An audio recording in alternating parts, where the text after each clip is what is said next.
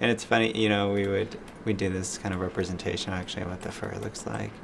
You can see like minor adjustments would affect the feeling of the fur in there, you know, how this flows. And one of the things, kind of an issue, is like you're constantly dealing with like, like here the fur comes to a point, but here you're like you gotta have a part somewhere. So it's like, where do you put that point? It's a little swirl. Where do you put the calyx? Like it's actually some thought goes into that stuff. This represents the first act, basically, of our film. And it's also a really good visual representation of how we approach the color. So this represents the penguin's world. You can see it's very muted and crushed. We have little hits of color. Then we go into the chase in Venice. This is sort of as they're leaving Venice with North Wind. We start to introduce some of the cyan hits. And then we get into North Wind headquarters. So you kind of see the difference of how the colors used, where this is much more cyan heavy. This bar right here kind of shows.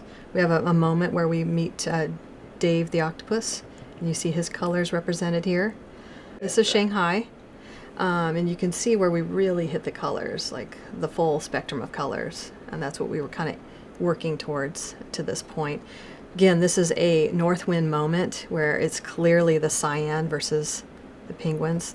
North Wind has the upper hand here, so we wanted to push more of the cyans. This is the sequence I talked about, 1550 and 1575, where it starts off in the penguin world. It's really, they kind of have the upper hand here. So we're using more of their hue of blue, and then North Wind pulls out their technology and takes over basically the world with their color palette. So you can really see the difference between the two there. So we were very attentive to how the folding wrinkles, you know, the shape of his fat. He doesn't have a lot. His nose, it's this cute little heart. You know, some thought went into that. He has this little muzzle. It's funny, he has such a tiny little mouth, and at the same time, at times in the film expands to be such a wide shape.